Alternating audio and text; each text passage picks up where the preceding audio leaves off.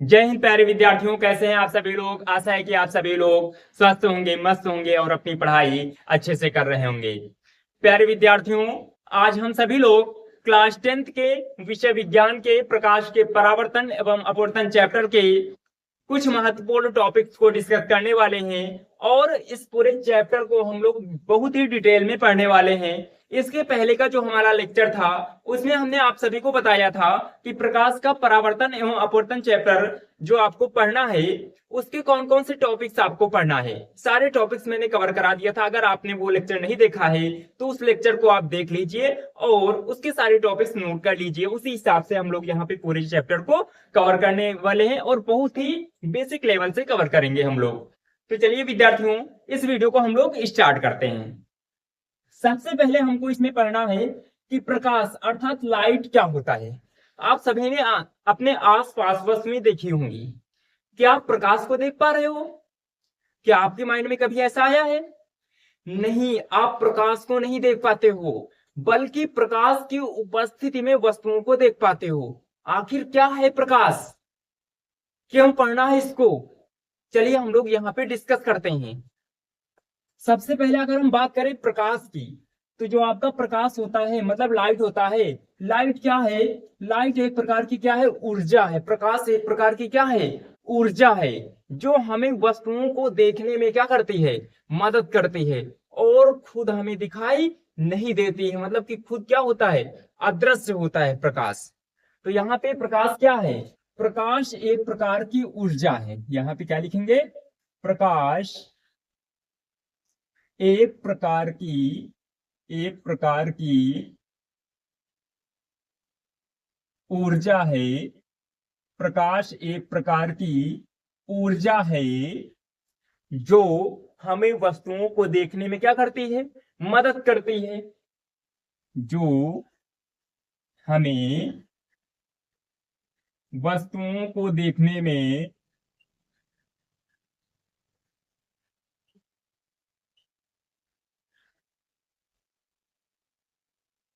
वस्तुओं को देखने में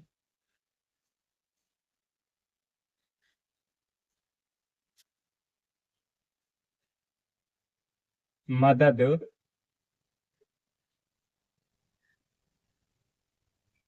करता है। हाँ, तो आपको समझ में आ गया लाइट क्या होता है। और यहाँ पे हम लोग बात करें, जो आपका प्रकाश होता है, प्रकाश की उपस्थिति में हम वस्तुओं को देख पाते हैं। तो हम अपने आसपास जो वस्तुएं देख पाते हैं उसमें आपने कुछ वस्तुओं को देखा होगा कि कुछ प्रकाश का क्या करती हैं? प्रकाश उत्पन्न करती हैं। लेकिन कुछ ऐसे भी वस्तुएं होती हैं जो प्रकाश उत्पन्न नहीं करती हैं। तो जो वस्तुएं प्रकाश को उत्पन्न करती हैं उनको हम लोग बोलते हैं दीप्त वस्तुएं। दीप्त वस्तुओं को इंग्लिश बोलते हैं ल्यूमिनस ऑब्जेक्ट्स। लेकिन जो वस्तुएं स्वतः से प्रकाश का उत्सर्जन नहीं करती हैं, मतलब कि जो वस्तुएं स्वतः प्रकाश उत्पन्न नहीं करती हैं, वो वस्तुएं क्या होती हैं? अदीप्त वस्तुएं बोलते हैं। उनको क्या बोलते हैं? अदीप्त वस्तुएं। अदीप्त वस्तुओं को हम लोग बोलते हैं नॉन ल्यूमिनस ऑब्जेक्ट्स। क्या बोलते हैं? Non luminous objects. जैसे आपका यहाँ पे क्या है? बल्ब है। क्या है? बल्ब है। तो बल्ब से क्या होता है? प्रकाश उत्पन्न होता है। तो बल्ब कैसी वस्तु हुई? दीप्त वस्तु हुई। लेकिन जैसे हम बात कर ले टेबल, टेबल मतलब मेज, मेज से क्या प्रकाश उत्पन्न होता है? नहीं होता ना। तो इसीलिए ये कैसी वस्तु है? अदीप्त वस्तु है, मतलब कि नॉन ल्यूमिनस ऑब्जेक्ट्स हैं। तो यहाँ पे हमको प्रकाश स्रोत के आधार पर वस्तुएं कितने प्रकार से पढ़ना है? दो प्रकार से। मतलब कि प्रकाश स्रोत के आधार पर आपकी जो वस्तुएं होती हैं, प्रकाश स्रोत के आधार पर जो वस्तुएं होती हैं वो कितने प्रकार की होती हैं? दो प्रकार की होती हैं। सबसे पहला, प्रकाश स्रोत के आधार पर वस्तुएं कितने प्रकार की होती हैं? दो प्रकार की। पहला आपको लिखना है क्या? दीप्त वस्तुएं। क्या पढ़ना है? दीप्त वस्तुएं। दीप्त वस्तुओं में आप क्या लिखोगे? बोल देता हूं, ऐसी वस्तुएं जो स्वतः से प्रकाश उत्पन्न करती हैं उन्हें क्या कहते हैं? दीप्त वस्तुएं कहते हैं। वस्तुएं वे वस्तुएं जो स्वतः प्रकाश उत्पन्न करती हैं, जो स्वतः प्रकाश उत्पन्न करती हैं, क्या कहलाता है? दीप्त वस्तुएं कहलाती। क्या कहलाती हैं? दीप्त वस्तुएं कहलाती हैं। दीप्त वस्तुएं कहलाती हैं। तो आपका यहाँ पे दीप्त वस्तु हो गया। जैसे यहाँ पे हम लोग देखें, उदाहरण देखेंगे, तो उदाहरण इसके अंतर्गत कौन कौन से हो जाएंगे आपको पता है। जैसे हमने बात किया सूर्य की, तो सूर्य से प्रकाश उत्पन्न होता है ना, तो सूर्य कैसी वस्तु होगी? दीप्त वस्तु होगी।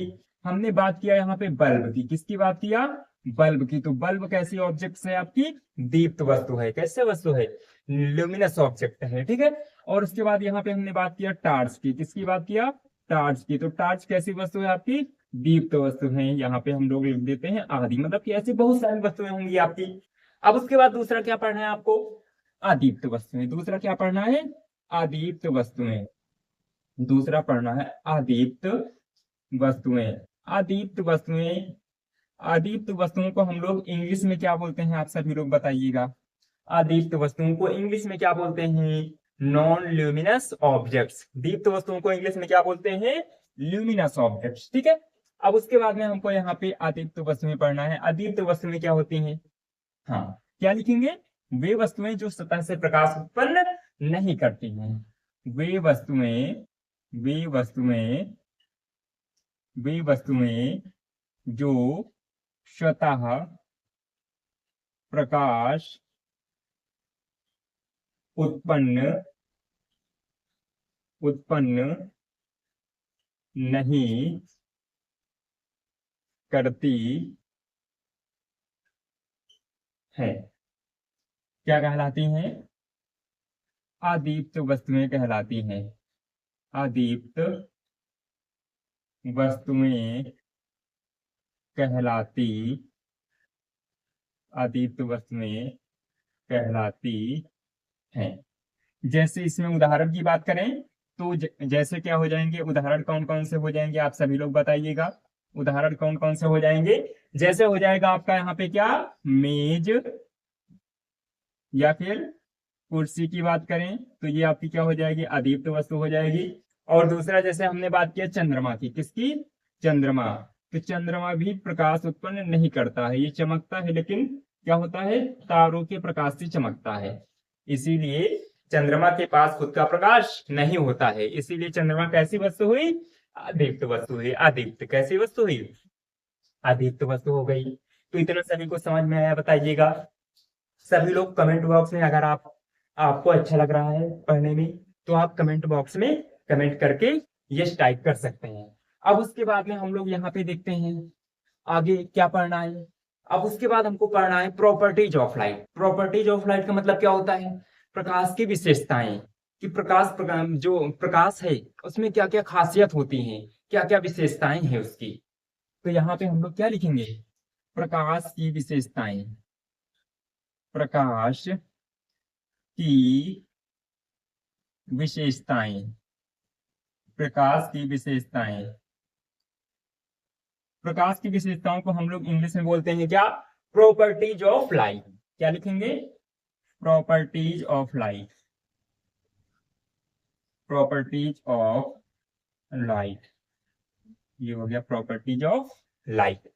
अब यहाँ पे हम लोग इसको डिस्कस करते हैं कि सबसे पहला प्रकाश की विशेषता क्या होती है।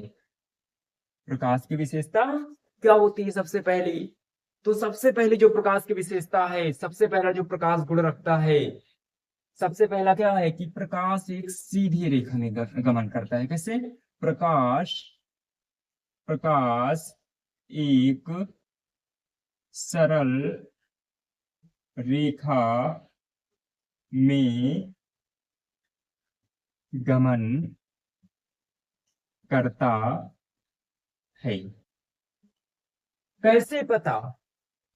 हमें कैसे पता कि प्रकाश एक क्या होता है? सरल रेखा में, मतलब कि एक सीधी रेखा में गमन करता है। इसके लिए हमने एक छोटा सा प्रयोग कर लिया। कैसे? हमने दो कार्डबोर्ड लिए, दो आयताकार कार्डबोर्ड लिए। आप किसी भी आकार में कार्डबोर्ड ले सकते हैं। हमने दो आयताकार कार्डबोर्ड लिए और समान आकार के लिए, समान आकार के दो आयताकार कार्डबोर्ड ले लिए और उसमें हमने क्या किया, दो छिद्र किए। हमने क्या किया, दो छिद्र किए, इसका होल और इसका होल, मतलब कि दोनों का जो छिद्र होनी चाहिए वो क्या होनी चाहिए, बराबर होनी चाहिए और समान स्थान पे होनी चाहिए। और हमने कुछ दूरी पर क्या कर दिए, एक दूसरे के समांतर क्या कर दिया है, रख दिया है। अब यहाँ पे हमने एक क्या लिया, टार्च लिया। क्या लिया, टार्च। यहाँ पे हमने ये आपको बना दिया मैंने क्या, टार्च। ये हो गई टार्च। ठीक है। अब उसके बाद यहां से क्या होगा, टार्च को हम ऑन करेंगे तो इससे प्रकाश चलेगा। तो प्रकाश यहाँ पे ऐसे जाएगा।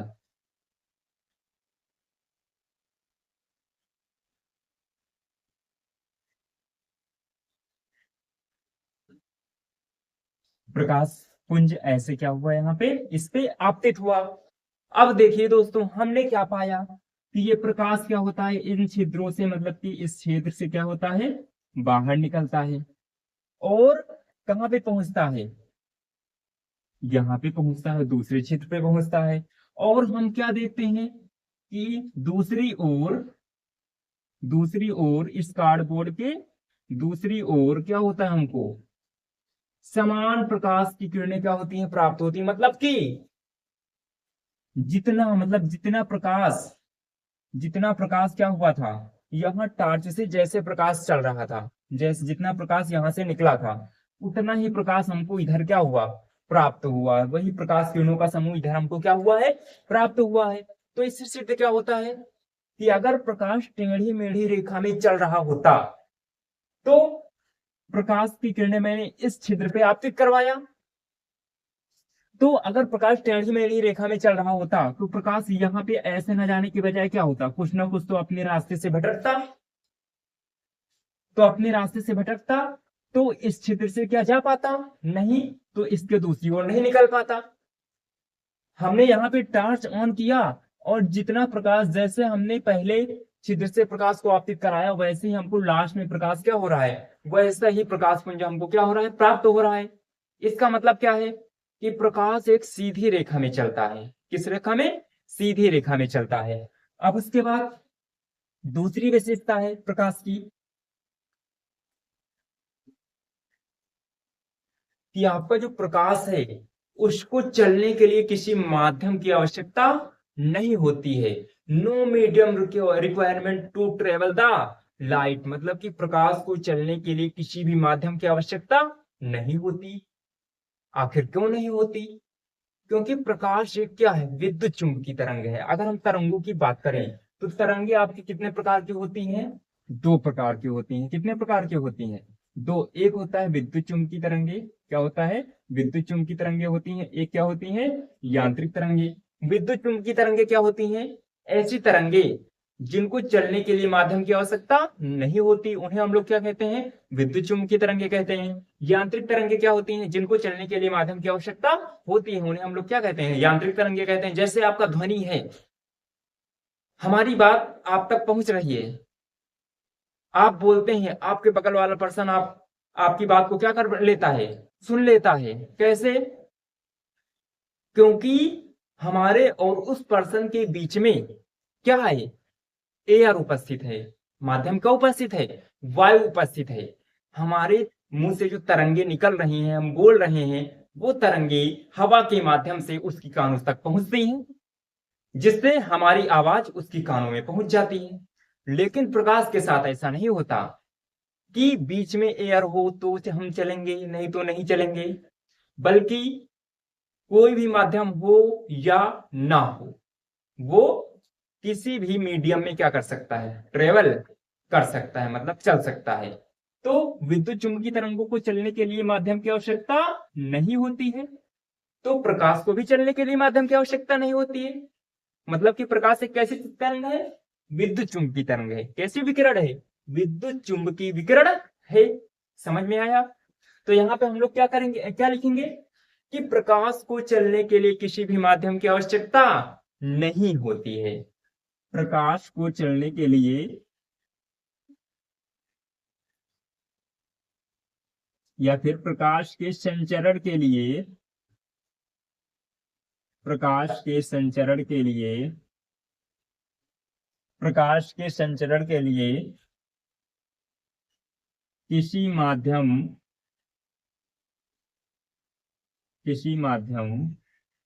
की आवश्यकता नहीं होती है। प्रकाश को चलने के लिए किसी भी माध्यम की आवश्यकता नहीं होती है। इसका मतलब क्या है कि प्रकाश निर्वात में भी चल सकता है। निर्वात, एक वर्ड आया क्या, निर्वात। निर्वात का मतलब क्या है? निर्वात, निर मतलब नहीं, वात मतलब हवा। वात मतलब क्या होता है? हवा। मतलब कि जहां हवा भी ना हो उसे हम लोग क्या बोलते हैं? निर्वात बोलते हैं। जैसे आप हमारे अंतरिक्ष यात्री कहाँ पे जाते हैं? अंतरिक्ष मतलब स्पेस में जाते हैं, तो वहां पे वो क्या होते हैं, एक दूसरे से बातें नहीं कर पाते हैं, क्योंकि वहां पे क्या नहीं है, वायुमंडल नहीं है, वहां पे वायु उपस्थित नहीं है। तो ध्वनि को चलने के लिए वायु की आवश्यकता होती है, वायु मीडियम की आवश्यकता होती है। वहां पे वायु नहीं है तो ध्वनि नहीं चल पाती है। लेकिन प्रकाश को चलने के लिए किसी माध्यम की आवश्यकता नहीं होती है, तो वह निर्वात में भी चल सकता है। समझ में आया? तो यहाँ पे प्रकाश के संचरण के लिए किसी माध्यम की आवश्यकता नहीं होती है। अगला पॉइंट होगा कि यह निर्वात में भी गमन कर सकता है। क्या लिखेंगे? प्रकाश निर्वात में भी क्या कर सकता है? गमन कर सकता है। यह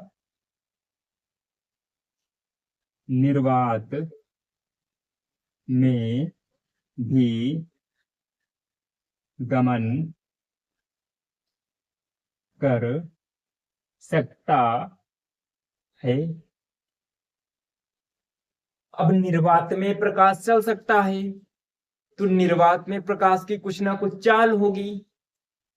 तो निर्वात में प्रकाश की चाल क्या होती है? कितनी होती है निर्वात में प्रकाश की चाल? किस चाल से चलती है? 3 × 10⁸ मीटर प्रति सेकेंड। इस चाल से क्या होती है? प्रकाश चलती है। इसका मतलब क्या है? 3 × 10⁸ मीटर पर सेकेंड, मतलब 3 लिखेंगे। 3 के आगे कितने जीरो? 10⁸ मतलब कि 8 जीरो। तो यहाँ पे हमने 1 2 3 4 5 6 7 8 जीरो लगा दिया है। अब यहाँ पे क्या है? मीटर पर सेकंड है। क्या है? मीटर पर सेकंड है। इसका मतलब क्या है? पर सेकंड का मतलब होता है 1 सेकंड में। पर सेकंड का मतलब क्या है? 1 सेकंड में। तो इसको काउंट करो, इकाई, दहाई, सैकड़ा, हजार, 10,000, लाख, 10 लाख, करोड़, 10 करोड़, मतलब 30 करोड़ मीटर। 30 करोड़ मीटर पर सेकंड, मतलब हर सेकंड कितने किलोमीटर, कितने मीटर, यहाँ पे सॉरी, यहाँ पे क्या है? मीटर। तो यहाँ पे 30 करोड़ मीटर 1 सेकंड में प्रकाश क्या कर सकता है? चल सकता है। आप इसका अंदाजा लगा पा रहे हैं? अगर हम इसको किलोमीटर में चेंज करें, तो किलोमीटर में चेंज करने के लिए इसको 1000 से क्या करेंगे? डिवाइड करेंगे। तो हम यहाँ पे 1000 से डिवाइड करेंगे, 3 जीरो क्या हो जाएंगे? कैंसिल हो जाएंगे। तो यहाँ पे 3 जीरो हटा देते हैं। 1 2 3 4 5, 1 2 3 4 5, मैंने इतना। अब ये मीटर नहीं, किलोमीटर पर सेकंड, किलोमीटर पर सेकंड मैंने लिख दिया है। तो यहाँ पे देखिए, इकाई, दहाई, सैकड़ा, हजार, 10,000, लाख, मतलब कि 3 लाख किलोमीटर पर सेकंड। आप 1 किलोमीटर दूरी का अंदाजा लगा पा रहे हैं? आपको पता होगा 1 किलोमीटर दूरी कितनी होती है। वैसे ही इकाई, दहाई, सैकड़ा, हजार, 10,000, लाख, मतलब 3 लाख किलोमीटर 1 सेकंड में प्रकाश चलता है। मतलब कि हमने यहाँ पे केवल एक उंगली ऐसे हिला दिया, एक वर्ड मैंने बोल दिया, 1 सेकंड हो गया, उतने में प्रकाश कितना चल लिया? 3 लाख किलोमीटर। तो आप अंदाजा लगा पा रहे होंगे। तो यहाँ पे निर्वात में भी गमन कर सकता है। आगे क्या लिखेंगे? निर्वात में प्रकाश की चाल 3 × 10⁸ मीटर प्रति सेकंड होती है। मात्रक याद रखना, मात्रक याद रखना यहाँ पे 3 × 10⁸ ये किसमें है, मीटर पर सेकंड में है। आपको 4 ऑप्शन दे देगा, सभी में देगा 3 × 10⁸ मीटर प्रति सेकंड, किलोमीटर प्रति सेकंड, मिलीमीटर प्रति सेकंड, इनमें से कोई नहीं। तो आपको याद रखना है यहाँ पे क्या होगा, मात्रक लिखना है, मीटर प्रति सेकंड लिखना है। समझ में आया कि नहीं? अगर यहाँ पे किलोमीटर पर सेकंड में दे रहा है तो कितना पावर बनेगा, 1 2 3 4 5, 3 × 10⁵ किलोमीटर पर सेकंड, इसको हम लिख सकते हैं। तो आप मात्रक का ख्याल अवश्य रखना, नहीं तो आपका ऑब्जेक्टिव क्वेश्चन गलत हो सकता है। अब उसके बाद आगे हम लोग डिस्कस करते हैं, यहाँ पे क्या लिखेंगे, अगला पॉइंट क्या है, यहाँ निर्वात में भी गमन कर सकता है। इधर मैं लिख देता हूँ थर्ड पॉइंट मिटा के, यहीं पे लिख देता हूँ थर्ड पॉइंट।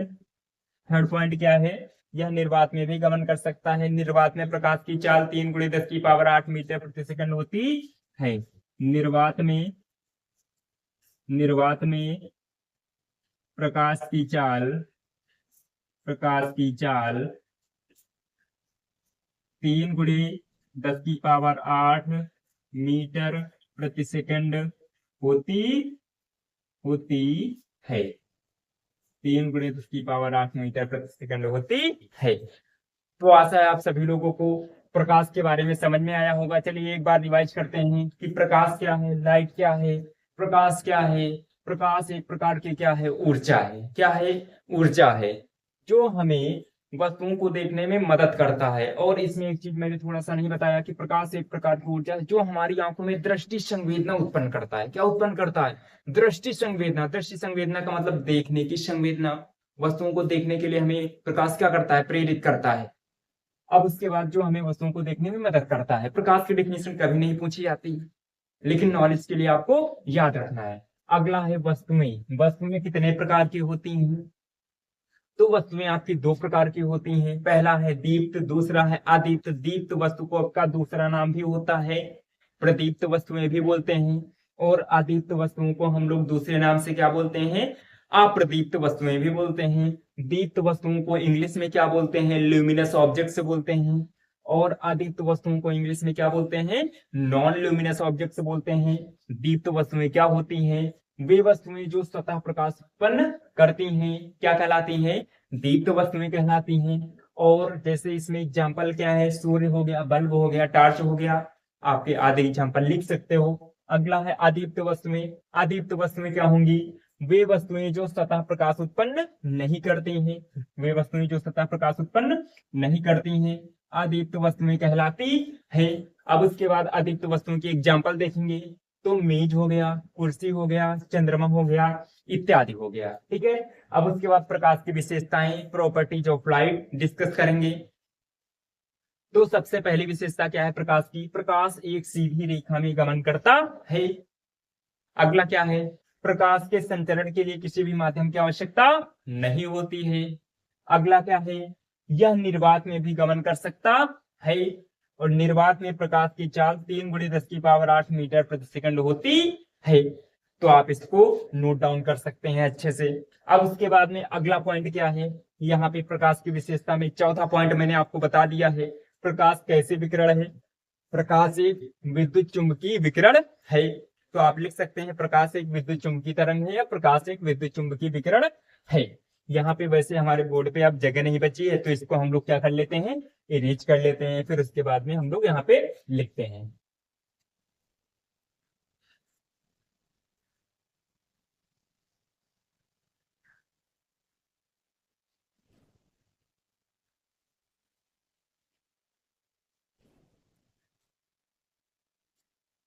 अगला पॉइंट हमको 4th नंबर पॉइंट लिखना है। 3 नंबर आपका पॉइंट हो गया। 4th नंबर पॉइंट क्या है कि प्रकाश एक विद्युत चुंबकीय विकिरण है। प्रकाश एक विद्युत चुंबकीय तरंग है। प्रकाश एक विद्युत चुंबकीय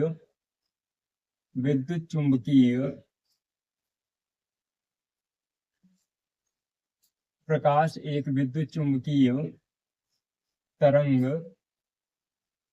है। अगला हम लोग यहाँ पे 5th पॉइंट देखते हैं। 5th नंबर पॉइंट में क्या है कि आपको प्रकाश की तरंग दैर्ध्य बहुत पूछा जाता है आपके एग्जाम में। प्रकाश की विशेषता से सबसे फेमस क्वेश्चन आपका पूछा जाता है कि प्रकाश की तरंग दैर्ध्य कितनी होती है। तरंग दैर्ध्य आपका दूरी का मात्रक होता है। आपने क्लास 9th में तरंग वाले चैप्टर में पढ़ा होगा कि तरंग दैर्ध्य क्या होता है। दो सुरंगों या गर्तों के बीच की दूरी क्या कहलाती है? तरंग दैर्ध्य कहलाती है। तो यहाँ पे हम लोग देखते हैं, हाँ, प्रकाश की तरंग दैर्ध्य, प्रकाश की तरंग दैर्ध्य, प्रकाश की तरंग दैर्ध्य 3900 एंगस्ट्रॉम। एंगस्ट्रॉम किसका मात्रक है? तरंग दैर्ध्य का मात्रक है। तो 3900 मतलब तरंग दैर्ध्य 3900 एंगस्ट्रॉम है। एंगस्ट्रॉम किसका मात्रक है? दूरी का मात्रक होता है। अगर एंगस्ट्रॉम से हमको चेंज करना है मीटर में तो 10⁻⁻10 से मल्टीपल करते हैं। तो 3900 एंगस्ट्रॉम से 7800 एंगस्ट्रॉम तक होती है। ये आपका हो गया तरंग दैर्ध्य, आपको पता चल गया। आपका ये ऑब्जेक्टिव क्वेश्चन बनता है प्रकाश की तरंग दैर्ध्य कितनी होती है। तो 3900 एंगस्ट्रॉम से 7800 एंगस्ट्रॉम। अब उसके बाद हम लोग यहाँ पे अगला पॉइंट डिस्कस करते हैं कि अगला प्रकाश की विशेषता क्या है। प्रकाश में जो है, प्रकाश में परावर्तन का गुण पाया जाता है। किसका गुण पाया जाता है? प्रकाश में परावर्तन का गुण पाया जाता है। प्रकाश में हम साथ में लिख देते हैं परावर्तन एवं अपवर्तन, अपवर्तन का गुण पाया, प्रकाश में परावर्तन एवं अपवर्तन का गुण पाया जाता है। तो प्रकाश में परावर्तन एवं अपवर्तन का गुण कैसे पाया जाता है? प्रकाश का परावर्तन आपको पढ़ना है कुछ टॉपिक्स के बाद में। तो प्रकाश का परावर्तन होता क्या है? जब आपने देखा होगा, मान लो कोई आपने दर्पण लिया, मिरर लिया, मिरर में आपने क्या किया? टार्च मारा, ठीक है ना? टार्च जला के उस प्रकाश को क्या कराया? आपतित करवाया, ठीक है। तो प्रकाश क्या होता है? पुनः उसी माध्यम में क्या हो जाता है? वापस लौट जाता है। जिस माध्यम से वापस मतलब आ रहा था उसी माध्यम में क्या हो जाता है? प्रकाश वापस लौट जाता है। इसी घटना को प्रकाश का क्या कहते हैं? परावर्तन कहते हैं। तो इसको हम लोग बहुत ही बेसिक से डिटेल में हम लोग पढ़ेंगे, प्रकाश का परावर्तन क्या होता है। अब उसके बाद आया है एक नाम यहाँ पे, क्या है? प्रकाश में अपवर्तन का गुण पाया जाता है। कौन सा गुण पाया जाता है? अपवर्तन का गुण पाया जाता है। तो अपवर्तन क्या होता है कि जब प्रकाश एक पारदर्शी माध्यम से दूसरे पारदर्शी माध्यम में क्या होता है? जाता है, तो उसकी दिशा और चाल क्या हो जाती है? बदल जाती है। मतलब कि वो अपने मार्ग से कुछ क्या हो जाता है? विचलित हो जाता है, अपने रास्ते से कुछ भटक जाता है। इस घटना को प्रकाश का क्या कहते हैं? अपवर्तन कहते हैं। तो इसको भी हम लोग आगे डिस्कस करने वाले हैं, तो इसके बारे में यहाँ पे ज्यादा बात नहीं करते हैं। अब उसके बाद यहाँ पे प्रकाश की अगली विशेषता के बारे में बात करें तो प्रकाश जो आपका श्वेत प्रकाश होता है, क्या? श्वेत प्रकाश, श्वेत प्रकाश में वर्ण विक्षेपण, वर्ण विक्षेपण, वर्ण विक्षेपण, वर्ण विक्षेपण की घटना होती है। श्वेत प्रकाश में वर्ण विक्षेपण की घटना होती है। आपको श्वेत प्रकाश हम लोग पढ़ेंगे प्रिज्म वाले चैप्टर में। तो यहाँ पे हम लोग वर्ण विक्षेपण का मतलब क्या होता है? जब प्रिज्म से आप क्या करते हो? श्वेत प्रकाश का पुंज आपतित करवाते हो तो वह अपने 7 अवयवी रंगों में क्या हो जाता है? विभक्त हो जाता है।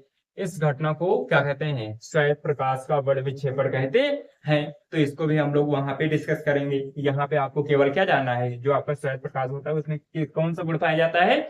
वर्ण विक्षेपण का गुण पाया जाता है। तो आशा है कि आप सभी लोग इन सारे पॉइंट को समझ पा रहे होंगे। अगर हम और यहाँ पे डिस्कस करें, 7 पॉइंट हो गया। अगर हम यहाँ पे 8th पॉइंट डिस्कस करते हैं तो 8th पॉइंट में क्या है? प्रकाश की विशेषता क्या है? तो प्रकाश पारदर्शी माध्यम के क्या हो जाता है? आर पार चला जाता है और प्रकाश अपारदर्शी माध्यम के एक ओर से दूसरी ओर नहीं जा पाता है। तो यहाँ पे आपके प्रकाशिक माध्यम, इसको हम लोग यहाँ पे नहीं पढ़ते हैं, आगे हम लोग पढ़ेंगे प्रकाशिक माध्यम। तो प्रकाशिक माध्यम में हम लोग डिस्कस करेंगे कि आखिर प्रकाशिक माध्यम होते क्या हैं।